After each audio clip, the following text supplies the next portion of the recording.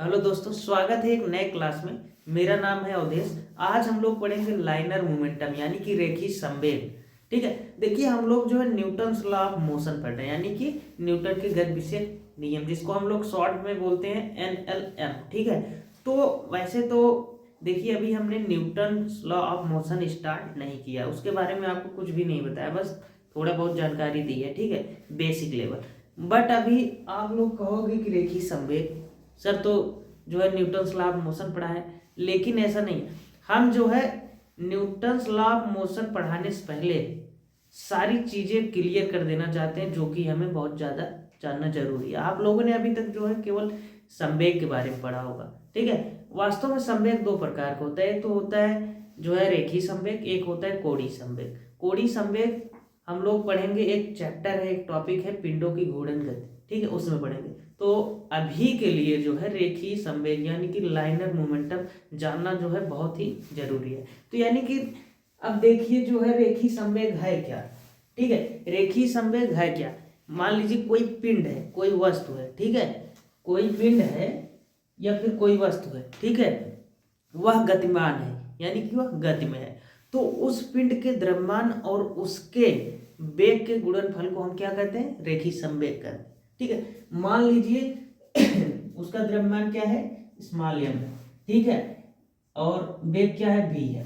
ठीक है, और हाँ, रेखीय संवेग को स्मॉल p से प्रदर्शित करते हैं, कैपिटल P से नहीं। कैपिटल P से प्राय जो है प्रेशर को प्रदर्शित करते हैं। ठीक है, तो p स्मॉल p से।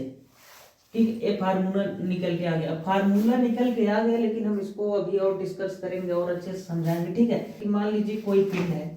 ठीक है, अब रेखीय संवेग को जो है जो किससे प्रदर्शित करते हैं, स्मॉल p से। रेखीय संवेग हो गया आपका।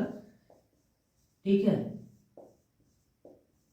ठीक है, कोई पिंड है जो है उसका क्या है, द्रव्यमान और उसके वेग के गुणनफल को हम क्या कहते हैं, रेखीय संवेग। तो द्रव्यमान आप ऐसे भी कह सकते हैं ना, द्रव्यमान इंटू वेग। ठीक है, अब रेखीय संवेग को हम स्मॉल p से प्रदर्शित करते हैं और द्रव्यमान को स्मॉल m से और वेग को v से। ठीक है, अब देखिए इसका मात्रक क्या होगा। ठीक है, यम क्या होता है, केजी यानी किलोग्राम। ठीक है, किलोग्राम हो गया, और वेग को किससे कहते हैं, मीटर पर सेकंड। ठीक है, बस अब इसका जो है डायमेंशनल फार्मूला देख लेते हैं, विमीय सूत्र क्या होता है। ठीक है, विमीय सूत्र क्या होता है कि जो है यम का हो जाएगा कैपिटल यम, और मीटर पर सेकंड का हो जाएगा LT की पावर -1। इसका हो गया जो है डायमेंशनल फार्मूला, डायमेंशनल फॉर्मूला। ठीक है, डायमेंशनल फार्मूला हो गया। ठीक, अब देखिए यहां पर भी जो है वेक्टर है। ठीक है, और यम क्या है, स्केलर है। द्रव्यमान क्या है हमारा, जो है अदिश राशि है, उसमें कोई भी दिशा की जरूरत नहीं होती, केवल परिमाण यानी कि परिमाण। तो अब देखिए भी यानी कि वेग क्या है, वेक्टर है यानी कि सदिश राशि है। तो आप लोगों को यह पता होगा कि अगर किसी भी वेक्टर से किसी एक स्केलर का जब जो है मल्टीप्लाई करते हैं, तो जो प्रोडक्ट निकल के आता है यानी कि जो गुणनफल आता है वो भी क्या होता है, वेक्टर होता है। तो एग्जैक्टली ये क्या हो जाएगा, वेक्टर हो जाएगा। ठीक है, यहां तक बात समझ में आई। चलिए अब आगे चलते हैं, इसको क्लियर करते हैं। तो यहां पर ध्यान देने वाली एक बात है, क्या ध्यान देने वाली बात है कि अगर वही रेखीय संवेग आपका द्रव्यमान पर निर्भर करेगा तो द्रव्यमान के अनुक्रमानुपाती होगा। ठीक है, और वही रेखीय संवेग अगर वेग पर निर्भर करेगा तो वेग के अनुक्रमानुपाती होगा। ठीक है, अब एक एग्जांपल लीजिए।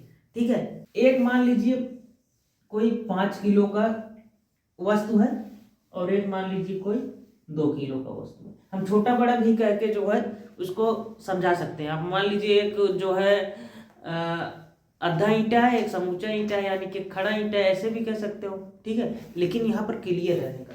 ठीक है, ये जो है 5 kg का है और ये 2 kg का है। ठीक है, 2 kg का। अगर हम आपसे कहें इन दोनों को समान वेग से जो है गति मिलाना है यानी कि समान वेग से चलाना है, तो क्या होगा भाई, जब उसको चलाना है तो बल लगेगा।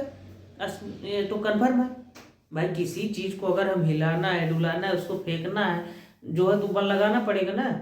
ठीक है, अब यहाँ पर हम, ये हमारा बोर्ड है, इसको अगर हम उखाड़ के फेंकना चाहें तो यहाँ पे हाथ लगाएंगे, बल लगाएंगे, किसी और जरिए इसको हम यहाँ से फेंकेंगे, उखाड़ेंगे। ठीक है, तो वही चीज़ है। अब देखिए, एक 5 केजी की वस्तु है, ये 2 केजी की वस्तु है। अब दोनों को समान वेग से हमको गति कराना है, यानी कि दोनों जो है साथ में, यानी कि साथ साथ में चले, कोई आगे पीछे नहीं होने का। ठीक है, तो क्या होगा, तो बल लगेगा। अब बोलो कि इन दोनों पे क्या समान बल लगेगा? बोलोगे सर नहीं, समान बल कैसे लगेगा भाई, ये भारी है तो इसमें ज्यादा लगाना पड़ेगा, ये जो है कम है तो कम बल लगाना पड़ेगा। एग्जैक्टली ठीक है, तो जो भारी वाला है वस्तु, ठीक है, जो 5 केजी का है उस पर ज्यादा बल लगाना पड़ेगा, और जो कम है उस पर कम बल लगाना पड़ेगा। तभी ना जो है उतना बल लगाओ ताकि जो है दोनों साथ में गति करें। ठीक है, अब आइए थोड़ा जो है इक्वेशन देखते हैं। ठीक, चलिए अब यहां पर देखते हैं, क्या देखते हैं, यदि भिन्न भिन्न द्रव्यमानों के पिंड समान वेग से गतिमान, द्रव्यमानों के पिंड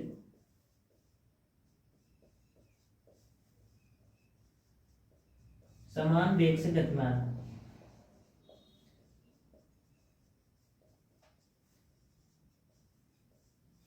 ठीक है, यदि भिन्न द्रव्यमानों के पिंड समान वेग से गतिमान है तो क्या हो जाएगा, P1 equal to m1 v, P2 equal to m2 v।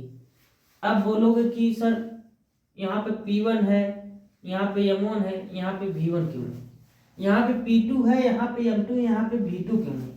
तो बाबू देखो यहाँ पे क्या कह रहा है कि यदि भिन्न द्रव्यमानों के पिंड समान वेग से, अरे वेग तो समान है रे बबुआ, केवल जो है द्रव्यमान चेंज है। यानी कि जब द्रव्यमान चेंज रहेगा तो यार m2 m1 से दिखाना पड़ेगा ना। अगर कोई बाइक है, कोई कार है, दोनों बगल में जा रही है एक स्पीड से, है, तो क्या 40 पे कार भी है, 40 पे जो है 40 की स्पीड में अपना बाइक भी है, तो स्पीड क्या रहेगी, 40 रहेगी ना। अभी थोड़ी ना बताओगे कि 40-41, जब बाइक गड़बड़ रहेगी तो बताओगे ना ज़्यादा कम रहेगी, यानी कि ठीक है। इसको मल्टीप्लाई करेंगे तो भी से भी कैंसिल आउट हो जाएगा। ठीक है, तो क्या बचा, P1 equal to m1, P2 equal to m2, ये आपका फार्मूला आ गया। अब इसी में से 3 दे के आपको चौथा पूछ लेगा तो आप फटाक से इसको लगा के आंसर दे देंगे। ठीक है, तो चलिए अब देखते हैं क्या कि जो यहाँ पर भिन्न द्रव्यमानों के पिंड एक समान गति से चल रहे हैं, अब भिन्न वेग से एक समान द्रव्यमान पिंड चलाएंगे। आइए, यदि द्रव्यमान एक समान हो और वेग भिन्न हो, ठीक है, तो क्या होगा भाई, P1 equal to m into v1, P2 equal to m into v2, multiply कर दो, m से m कैंसिल हो जाएगा तो क्या बचा, P1 equal to v1, P2 equal to v2। अब इसको हम आपको समझाएं। यहाँ पर देखिए क्या कह रहा है, मतलब द्रव्यमान समान है मतलब क्या हुआ कि 1 केजी का ये कोई वस्तु है, ये भी 1 केजी का है, ठीक है, लेकिन वेग जो है भिन्न है। मान लो ये जो है 20 पे चल रहा है, ये 10 पे चल रहा है, बस वही बात है। उसमें क्या था कि वेग बराबर था 40 था, लेकिन बाइक जो है हमारी और कार जो है समान चल रहे थे, लेकिन द्रव्यमान किसका जो है ज्यादा था, बाइक कार का, और बाइक का कम था। ठीक है, तो आज के लिए इतना ही। अगले वीडियो में हम फिर आपको ऐसे ही बेहतरीन जानकारी देंगे। अगर वीडियो अच्छा लगा हो तो लाइक करें और चैनल को सब्सक्राइब करें। ठीक है, मिलते हैं नेक्स्ट वीडियो।